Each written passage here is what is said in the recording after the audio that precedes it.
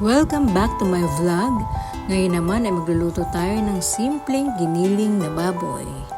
At ang ating mga ingredients ay ang bawang, sibuyas, kamatis, bell pepper at dahon ng laurel.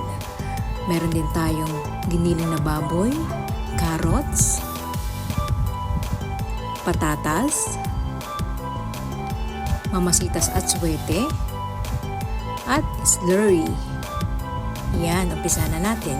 Magpainit muna tayo ng mantika at tayo ay magigisa na. Siyempre, uunahin natin ang bawang. As usual, gagawin natin siyang golden brown. Palabasin ang halimuyak ng bawang. Gawing golden brown ito para masarap. Ito na naman tayo sa halo natin. Yan, ang bango. Bawang talaga ang nagpapasarap palagi pag tayo nagigisa. Susunod na natin ang ating sibuyas. Gisa-gisa lang. Tapos, ang kasunod niyan ay ang kamatis. Kamatis ang nilalagay namin sa giniling kasi ayaw ni Mang Kaloy ng tomato paste or tomato sauce. Naasiman siya. Yan, palalabasin natin ang katas ng kamatis hanggang lumabas at maging nagmamantiga na siya. Halo lang tayo ng halo.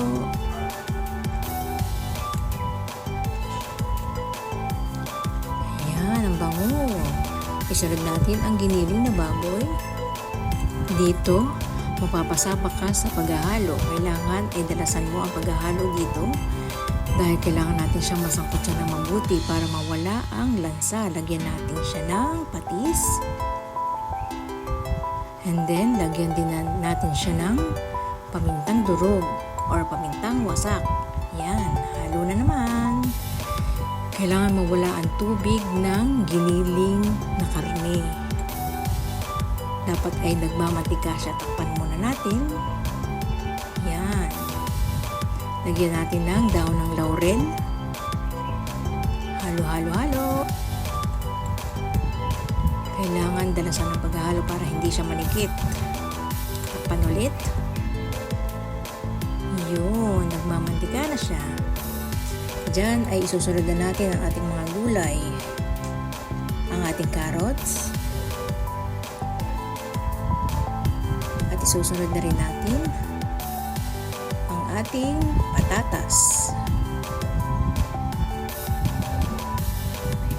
Okay, halo na naman. Kailangan ay sangkutsadong mabuti pati ang mga gulay para masarap.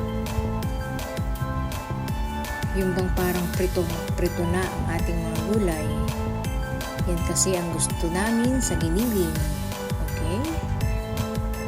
Lagay na ang bell pepper. Isa sa nakadadagdag sa aroma ng ating ulam ay ang bell pepper. At nakadadagdag din ito na pampasarap. Halo-halo lang tayo. Giling-giling. Lagyan ng tubig. Konti lang naman ang ilalagay natin tubig para maluto ang ating patatas at carrots, and then lagyan natin ng atsuete powder para may kulay naman ang ating giniling para masarap siyang tingnan. Hindi yung maputla ang ating ulam. Yan. Okay na siya. So ngayon, lalagyan na natin siya ng pampalapot. Yan. Para masarap. Yun o. Perfect. Ang galing-galing naman. Konting pakulo na lang dyan. Okay. Takpan natin. A few moments later. Wow! Yan na siya. Yan. Sakto na yan. Oishii! Ang sarap. よくできました。 Thank you ご for 覧いただき watching. ありがとうございます。